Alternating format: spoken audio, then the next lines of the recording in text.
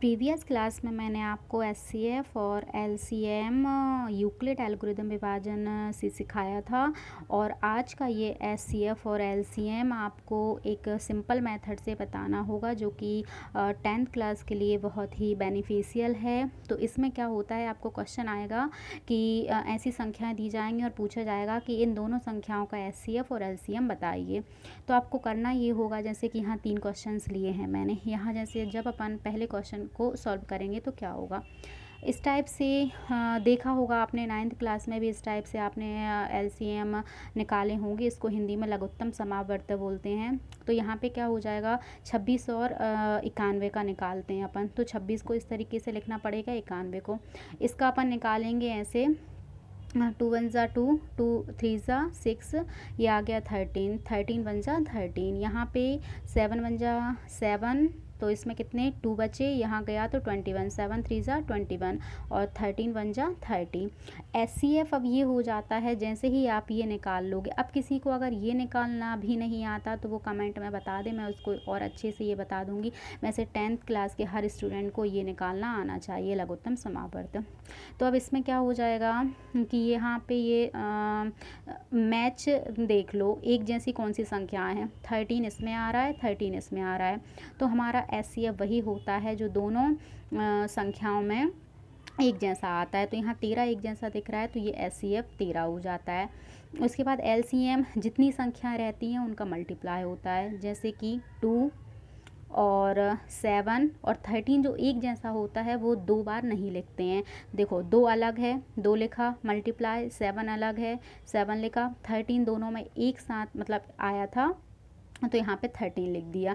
मतलब ऐसे मत कर देना कि 2 × 13 × 7 × 13, नहीं, दो जो एक जैसे हैं उनको एक बार ही लिखना। तो ये गलती मत करना। जो दो अलग अलग संख्याएं होंगी, जैसे कि 2 लिख लेना, 7 लिख लेना मल्टीप्लाई में, जो दो संख्याएं एक जैसी होंगी उनको एक ही बार लिख देना, फिर 2 का 7 में गुणा करना, जो जितना आंसर आए उसका 13 में करना, और जो मल्टीप्लाई का आंसर आएगा वो आपका एलसीएम हो जाएगा।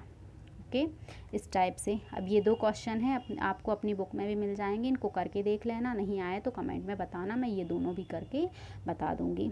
तो इस टाइप से एचसीएम और एलसीएम हम निकालेंगे। बस इसमें ये आपको समझ में आता है, 10th क्लास के स्टूडेंट इसको निकाल लेते हैं।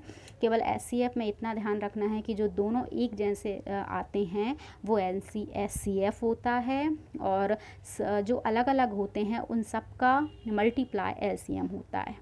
ठीक है, उसके बाद अब 3 संख्याएं हैं। अभी जो मैंने बताया था वो मैंने 2 संख्याओं का बताया था, यहाँ पे मैंने 3 संख्याओं का सवाल कर रखा है। जैसे कि यहाँ पे 12 है, 15 है, 21 है। मान के चलो अगर मैं 12 और 15 देती तो ये 2 वाला मैं आपको सिखा चुकी, यहाँ पे मैं आपको 3 का बता रही हूँ। जैसे कि अब 12 है, 15 है और 21 है, सेम बिल्कुल। 12 का लघुत्तम समावर्त निकाला, 15 का निकाला, 21 का निकाला। देखो ऐसी अब वही बिल्कुल उसी की तरह है, एक जैसा, इसमें 3, इसमें 3, इसमें 3, एक जैसी संख्या एचसीएफ। एलसीएम सबका मल्टीप्लाई, देखो 2 2 इसमें ही है, इसमें नहीं है। तो अब ये मत बोलना कि मैम ने बोला था कि एक संख्या एक जैसी हो तो उसको एक ही बार लिखना है। नेक्स्ट सवाल में ध्यान देना, अगर ये 2 यहाँ है, ये 2 यहाँ भी होता तो मैं एक बार लिखती, पर 2 एक ही सवाल में 2 बार में है तो इसलिए मैंने 2 बार लिया है। 3 देखो एक जैसा है तो सिर्फ मैंने एक बार लिया, फिर 5 लिया और 7 लिया। इधर से इधर तक मल्टीप्लाई करेंगे तो इतना आ जाएगा, ये हो जाएगा एलसीएम। ओके, अब ये क्वेश्चन है आपकी बुक में 10th क्लास की मैथ में।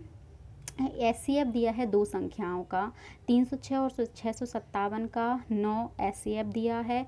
एलसीएम हमको ज्ञात करना है। तो ध्यान देना, एचसीएफ दिया हो और एलसीएम पूछा हो तो एलसीएम का एक फार्मूला लगा दिया करो। जैसे एचसीएफ 9 दिया है, एलसीएम पूछा है, तो एलसीएम का फार्मूला लगा देंगे हम। एलसीएम का फार्मूला होता है संख्याओं का गुणनफल बटे एचसीएफ। तो संख्या कौन कौन सी, गुणनफल मतलब कि मल्टीप्लाई मतलब कि गुणा। तो संख्याएं कौन कौन सी हैं, 306 और 657, तो इनका गुणनफल तो देखो 306 गुणा 657 बटे एचसीएफ, मतलब कि एचसीएफ कितना दिया है 9। एलसीएम पूछा था हमसे, एलसीएम इन दोनों संख्याओं का ज्ञात करो। तो एलसीएम जब भी हम निकालेंगे तो एलसीएम का फॉर्मूला होता है संख्याओं का गुणनफल बटे एचसीएफ।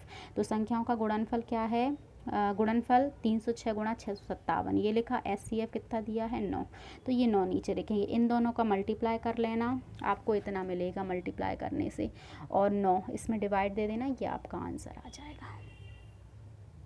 Thank you.